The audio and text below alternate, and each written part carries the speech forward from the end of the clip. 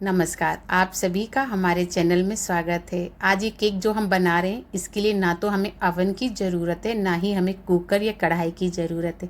आज ये केक हम अपने फ्राई पैन में बनाएंगे।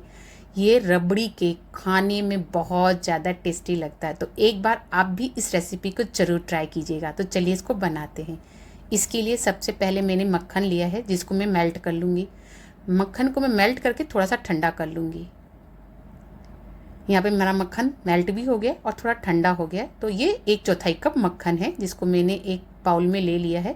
इधर धागे वाली मिश्री है जिसको मैंने पीस लिया था, तो ये आधा कप है। आप मक्खन की जगह तेल और घी का भी यूज़ कर सकते हैं। यहाँ पे मैंने आधा कप ही फ्रेश दही लिया है जो कि बिल्कुल भी खट्टा नहीं है और रूम टेम्परेचर पे है। इन तीनों चीज़ को मैं अच्छे से मिक्स कर लूँगी। मैंने धागे वाली मिश्री का यूज़ किया था, आप उसकी जगह चीनी का भी पाउडर कर सकते हैं या जैगरी पाउडर का भी यूज़ कर सकते हैं। तीनों चीज़ों को अच्छे से मिक्स कर लेंगे। केक में फ्लेवर देने के लिए मैंने फ्रेश इलायची को कूट लिया है, इसको ऐड कर दूंगी और इसको डाल के भी मैं अच्छे से मिक्स कर लूँगी। मैंने इसमें इलायची का फ्लेवर दिया है, आप चाहें तो वेनिला एसेंस का भी फ्लेवर दे सकते हैं, बट आज का केक मिठाई केक है तो इसमें इलायची का फ्लेवर बहुत अच्छा लगता है, तो मैंने वही फ्लेवर दिया है इसके अंदर। सब चीज़ अच्छे से मिक्स हो गई है तो मैं इसको साइड में रख दूंगी और दूसरा बर्तन लूँगी। मैंने दूसरा बाउल ले लिया है, इसके ऊपर मैं छन्नी रखूँगी और 1 कप में गेहूं का आटा ले रही हूँ। आप आधा मैदा आधा गेहूं भी ले सकते हैं या टोटली मैदा भी ले सकते हैं। 1 चम्मच मैं इसके अंदर बेकिंग पाउडर डाल रही हूँ और 1/4 चम्मच बेकिंग सोडा डाल रही हूँ। अब इनको मैं अच्छे से छान लूँगी। छानने से होता है कि इसमें किसी प्रकार की गुठली हो ना तो वो हट जाती है। तो आप जो भी इंग्रेडिएंट ले उसको छान के लीजिएगा। सबको अच्छे से छान लिया है तो मैं इसके अंदर 2 बड़े चम्मच मिल्क पाउडर ऐड कर रही हूँ। ऑप्शनल है, बट अगर आप मिल्क पाउडर ऐड करेंगे तो आपका केक और भी ज़्यादा सॉफ्ट और डिलीशियस बनके तैयार होगा। अच्छे से एक बार सबको मिक्स कर लेंगे। अब धीरे धीरे ड्राई इंग्रेडिएंट को हम वेट इंग्रेडिएंट में डालेंगे और इसको मिक्स करेंगे। बहुत जेंटली केक के बैटर को मिक्स करना चाहिए, क्योंकि इसको हमें ओवर मिक्स नहीं करना है, इसको जेंटली मिक्स करना है और तब तक मिक्स करना है जब तक इसमें किसी प्रकार का लम्स ना हो। और थोड़ा थोड़ा बैटर डाल के अगर आप मिक्स करेंगे ना तो लम्स बनने के तो चांसेस भी नहीं है। अब मैंने सारा ड्राई इंग्रेडिएंट अपने वेट इंग्रेडिएंट में डाल के अच्छे से मिक्स कर रही हूँ। आपको लग रहा होगा कि अभी मेरा केक का बैटर थोड़ा सा ड्राई है, तो मैंने इसके अंदर आधा कप दूध लिया है जो कि रूम टेम्परेचर पे है। उबाल के मैंने इसको रूम टेम्परेचर का कर लिया था। आप दूध थोड़ा थोड़ा करके डालिएगा, एक बार में दूध मत ऐड कीजिएगा। मेरा केक का बैटर बिल्कुल बनके तैयार है। ये लम्स फ्री मेरा केक का बैटर बना है, आप देख पा रहे होंगे। कट फोल्ड मेथड से भी 3 से 4 बार हम केक के बैटर को मिक्स कर लेंगे। आप इसकी कंसिस्टेंसी देख पा रहेंगे, रिबिंग फ्लोइंग कंसिस्टेंसी का हमारा केक का बैटर बनके तैयार हुआ है। ये ना तो बहुत गाढ़ा है और ना ही बहुत पतला है।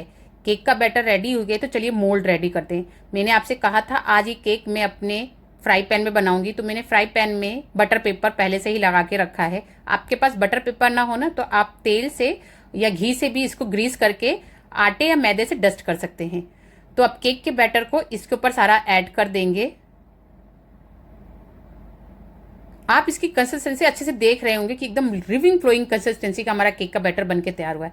अब थोड़ा सा इसको टैप टैप कर लेंगे कि इसमें किसी प्रकार का एयर बबल हो ना तो सब हट जाए। इधर मैंने अपने तवे को गैस पे रख दिया है। तवे को लो फ्लेम पर हम 3 मिनट के लिए गर्म करेंगे। उसके बाद अपना फ्राई पैन रखेंगे जिसमें हमने अपना केक का बैटर ऐड किया है। गैस की फ्लेम बिल्कुल लो रहनी चाहिए। इसको हम कवर कर देंगे। किसी प्रकार का भी ढक्कन में छेद हो ना तो आप उसको भी कवर कर दीजिएगा। लो फ्लेम वाले बर्नर पे ही अपना आप केक का बैटर रखिएगा, जिससे कि धीमी धीमी आंच पे केक अच्छे से पक जाए। अब इसको हम 25 मिनट के लिए ही पकाएंगे। 25 से 30 मिनट के अंदर केक अच्छे से बेक हो जाएगा आपका। इधर मैं रबड़ी की भी तैयारी कर रही हूँ, तो मैंने एक मोटे तले की कढ़ाई ली है, उसमें मैंने 3 cup full fat milk add किया है। अब मैं इसको काढ़ूंगी तब तक जब तक इस दूध का 1/3 ना रह जाए। आप इस केक को ओवन में भी बेक कर सकते हैं। प्री हीटेड ओवन में 25 से 30 मिनट के लिए 180 डिग्री सेल्सियस पे बेक कर लीजिएगा, या तब तक जब तक आपकी टूथपिक एकदम क्लियर ना आए। स्पैचुला की सहायता से साइड से और नीचे से अच्छे से इसको चलाते रहिएगा, नहीं तो दूध नीचे से चिपक सकता है। अब फ्लेवर के लिए इसके अंदर मैं केसर ऐड कर रही हूँ। इसका फ्लेवर, इसका कलर बहुत अच्छा आएगा रबड़ी के अंदर। आपकी इच्छा है तो आप ऐड कीजिएगा, नहीं तो आप इसको स्किप भी कर दीजिएगा। इसके अंदर मैं इलायची पाउडर नहीं ऐड कर रही हूँ क्योंकि मैंने केक के अंदर ऑलरेडी इलायची ऐड करी थी। अब मेरा दूध कढ़ के सीधे 1/3 हो चुका है। हमें दूध को इतना ही काढ़ना है। अब मीठे के लिए इसके अंदर मैं 2 छोटे चम्मच धागे वाली मिश्री का ही पाउडर ऐड कर रही हूँ। आप अपने टेस्ट के अनुसार चीनी ऐड कर सकते हैं।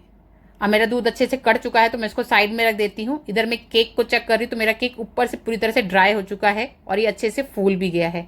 अब टूथपिक की सहायता से हम चेक कर लेते हैं। तो बीच सेंटर में टूथपिक लगाएंगे और टूथपिक निकाल के देखेंगे तो मेरी टूथपिक एकदम क्लियर आई है, तो मतलब मेरा केक अंदर से अच्छे से पक गया है। आप भी इसी तरह से इसको चेक कीजिएगा। 25 मिनट में अच्छे से केक बेक हो जाता है। आप इसका साइड में कलर देख पा रहे होंगे, कितना अच्छा कलर आया है ना। पर अभी इसको हम डिमोल्ड नहीं करेंगे, पहले इसको हम अच्छे से ठंडा करेंगे। तो ऊपर से कवर कर देंगे जिससे कि केक ऊपर से ड्राई ना हो, और वायर रैक के ऊपर इसको अच्छे से ठंडा कर लेंगे। केक को बहुत अच्छे से ठंडा करके ही डिमोल्ड करना चाहिए। इधर मेरी रबड़ी भी बन गई थी तो मैं इसको फ्रिज में रख दूंगी ठंडा होने के लिए। केक बहुत अच्छे से ठंडा हो गया है तो मैं इसको हाथ से हल्का से ऐसे पुश कर रही हूँ ना तो ये बाहर निकल के आ गया है। वाह, कितना अच्छा कलर आया, पीछे से एकदम गोल्डन कलर आया है और बहुत ज्यादा सॉफ्ट ये केक बनके तैयार हुआ है। एक चम्मच की सहायता से हम केक में हल्का हल्का सा छेद कर देंगे जिससे कि हम इसके अंदर रबड़ी ऐड करें ना तो केक अंदर तक उसको एब्जॉर्ब कर ले। अब इसको रबड़ी ऐड करके पिस्ता से गार्निश करके सिर्फ आधे घंटे के लिए इसको मैं फ्रिज में रख दूंगी। उसके बाद मैं आपको कट करके दिखाऊंगी। इस केक को मैं कट कर रही हूँ और आप देख के ही अंदाजा लगा सकते हैं कि केक बहुत ज़्यादा सॉफ्ट और डिलीशियस बनके तैयार हुआ है। तो अगर आपको केक और रबड़ी दोनों पसंद है तो इस केक को आप जरूर ट्राई कीजिएगा। केक बनाने के लिए सिर्फ हमें इंग्रेडिएंट का ध्यान रखना चाहिए। अगर हम सही मेजरमेंट से केक बनाएंगे ना तो हमारा केक कभी भी खराब नहीं होगा। तो आप इस केक की रेसिपी को जरूर ट्राई कीजिएगा और कमेंट करके बताइएगा कि आप सबको कैसे लगी। अगर आप सबको मेरी रेसिपी अच्छी लगती है तो मेरी वीडियो को like, friends and family member के साथ शेयर करना मत भूलिएगा। मिलते हैं फिर एक प्यारी सी रेसिपी के साथ। Bye bye.